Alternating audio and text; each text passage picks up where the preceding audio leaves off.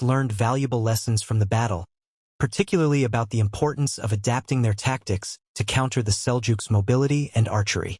The use of tight defensive formations and the decisive cavalry charge became hallmarks of Crusader strategy in subsequent engagements. The Seljuk reliance on hit-and-run tactics was less effective against the Crusaders' heavy cavalry, which could deliver devastating charges when properly coordinated. This realization would influence both Crusader and Muslim strategies in future battles.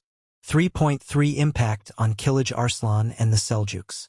The defeat at Dorylaeum was a significant setback for Kilij Arslan, who lost not only soldiers but also his confidence in stopping the Crusaders. Unable to regroup effectively, he abandoned central Anatolia to the Crusaders, allowing them to advance toward Antioch and, eventually, Jerusalem. The loss also weakened the Seljuks' grip on the region, emboldening local Christian populations and encouraging Byzantine efforts to reclaim lost territory. The Crusaders' success marked the beginning of the decline of Seljuk dominance in Anatolia. 3.4 Strategic Gateway to the Holy Land. Dorylaeum was a critical milestone in the First Crusade, opening the path through Anatolia and allowing the Crusaders to proceed toward Antioch, the next major target. It also demonstrated the logistical and tactical challenges of the Crusade, underscoring the need for careful planning and unity among the leaders. 4. Long-term effects. 4.1 Crusader reputation. The victory at Dorylaeum established the Crusaders' reputation as a formidable military force, capable of defeating one of the most skilled armies of the Muslim world. This reputation would precede them as they advanced into the Levant, influencing both allies and enemies. 4.2 Foundation of Crusader states. The battle marked the first major step in the establishment of Crusader states. By defeating the Seljuks, the Crusaders paved the way for the capture of Antioch, Jerusalem, and other key cities, which would become the foundation of Crusader rule in the region. 4.3 Inspiration for future Crusades. Detailed analysis and legacy of the Battle of Dorylaeum.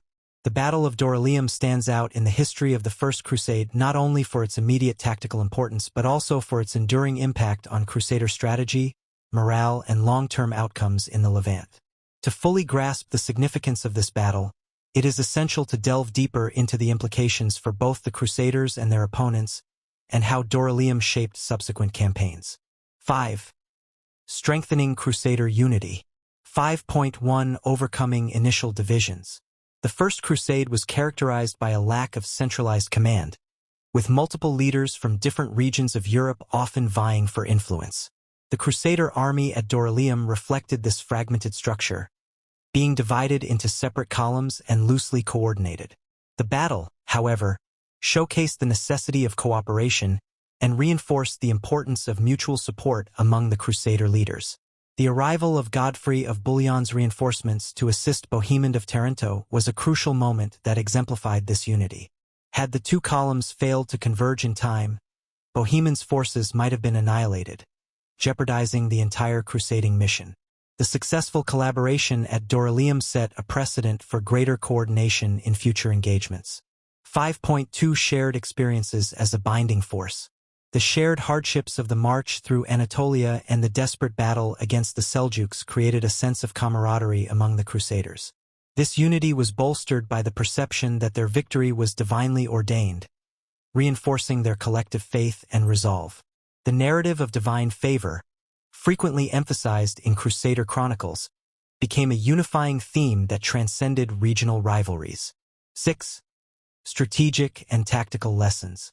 6.1 Adapting to Seljuk tactics.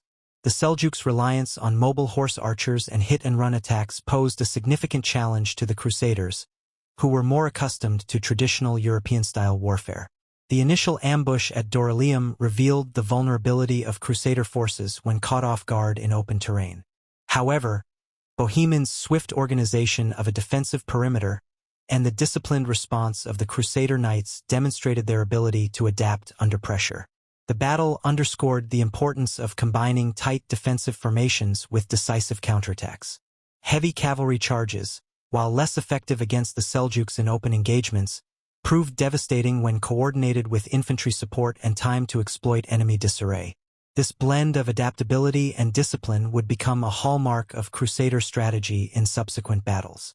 6.2 The importance of logistics and support.